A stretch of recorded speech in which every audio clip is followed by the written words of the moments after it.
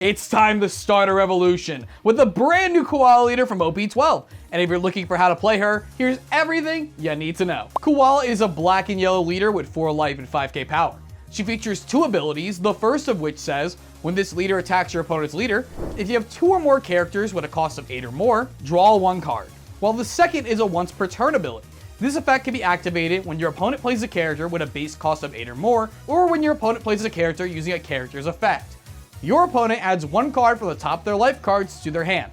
And a quick rules note, a character having trigger play this card does not count as a character effect playing the character. These 2 abilities are extremely powerful. One allowing you to draw extra cards, which is always great, while the other punishes your opponent for going really over the top with large characters or really wide with spam abilities. But while you need 2 8-cost characters to pull off the draw ability, it's actually easier than you think. Because in this set, we have a series of Revolutionary Army characters that gain additional value cost when your leader has the same type. Like this new Morley, a 4-cost 5k power character with 2k counter. If your leader has the Revolutionary Army type, this character gains plus 4 cost, turning our 4-cost Morley into an 8-cost character. But they can do way more than just that. Take OP12's Hack, for instance, a 4-cost 5k power character with 1k counter. If your leader has the Revolutionary Army type, this character gains blocker and plus 4 cost. Plus on KO, if your leader has the Revolutionary Army type, KO up to one of your opponent's characters with a base cost of 4 or less. A really easy way to get to our 8-cost threshold early while returning some value later in the game between the blocking and on KO ability. Looking for something a little more offensive? Try this new Karasu, a 5-cost 6k power character with 1k counter, and if your leader has a Revolutionary Army type, this character gains plus 3 cost. Plus a when attacking effect if your leader has the Revolutionary Army type and your opponent has 5 or more cards in their hand, your opponent trashes 1 card from their hand. All these characters are great ways to turn on your leader's first ability quickly while getting some additional value on board. But to really push things over, we need to be more proactive and impactful. That's where the new Nico, Robin, and Bartholomew Kuma come in. Robin is a 6-cost 7k power character, with if your leader is Koala or Monkey D. Luffy, this character gains blocker and plus 3 costs. And on play, you may trash 1 card from your hand. If your opponent has 5 or more cards in their hand, your opponent trashes 2 cards from their hand. Using Robin, we can easily establish a second 8-cost character on turn 3 going second or turn 4 going first, while stripping our opponent of 2 cards from hand. Then we swing as leader, putting us up a card from the leader ability and up another card either through counter, blocking, or them taking a life. Then on the opponent's turn, Robin acts as a 7k blocker to protect your board, before attacking for 7k on the following turn. Kuma also fits this curve slot as a 6-cost 7k power character with 1k counter. Kuma has on play, you may trash 1 card from your hand, add up to 1 card from the top of your deck to the top of your life cards. Then this character gains 2 costs until the end of your opponent's next end phase, allowing you to also curve into that leader's ability for that turn. He also has an opponent's turn on KO ability, add up to 1 card from the top of your deck to the top of your life cards. Now both these effects require you to trash cards from hand, but one nets you 2 from your opponent and the other one heals you, which was pretty great.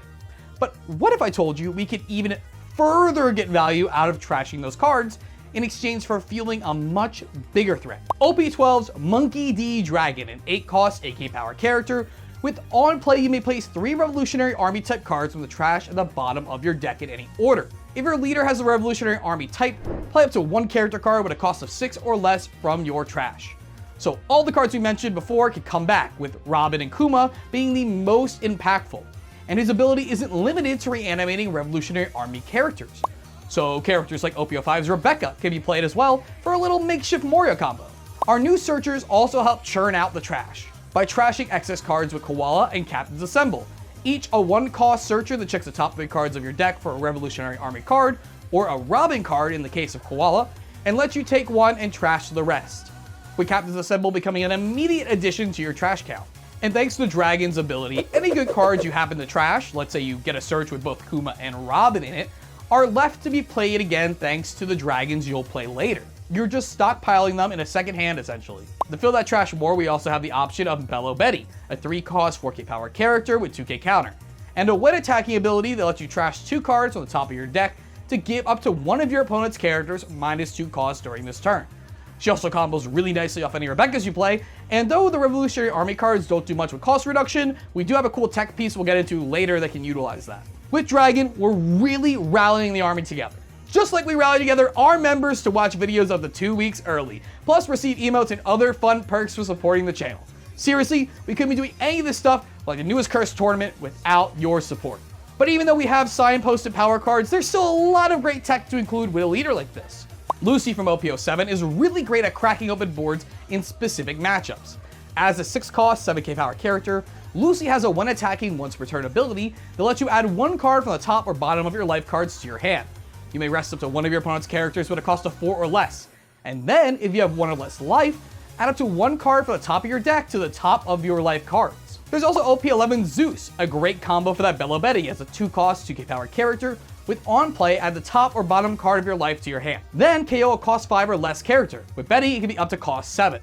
This old Kuma from OP09 is a personal favorite of mine, a 4-cost 5k power character with 2k counter that has trigger if your leader is Revolutionary Army type and the combined life total of you and your opponent is 5 or less, play this card. Plus, 0-cost events are huge here, since we want to make sure we have a powerful 6-cost to play off 8-cost Dragon.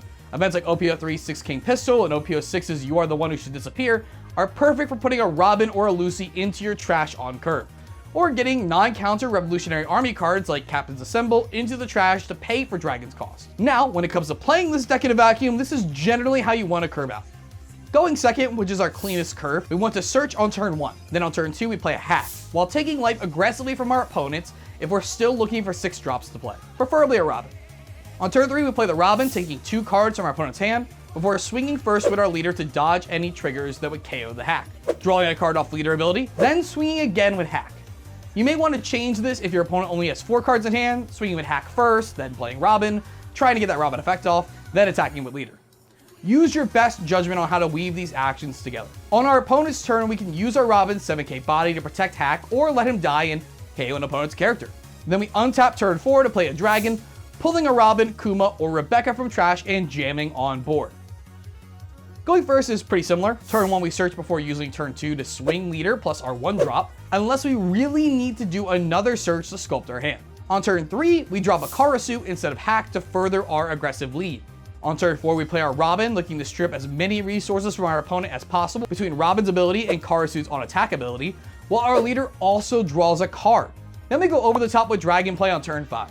And when it comes to matchups, Koala is inherently good in your decks like Buggy and Blue-Purple Luke, where our once per turn ability gets the most value, while the rest of our deck chews through their resources. Even Bella Betty is pretty good since hack invalidates 2 of their attacks, while them going wide triggers our leader, and you could chew through their hand resources with Karasu and Robin. But if you're looking for a place to start, here's a list that got first at a standard battle in Japan going 5-0. And here's the list I landed on after testing for this guide. And if you're looking for more leader guides or more fun One Piece content, check out the channel and subscribe.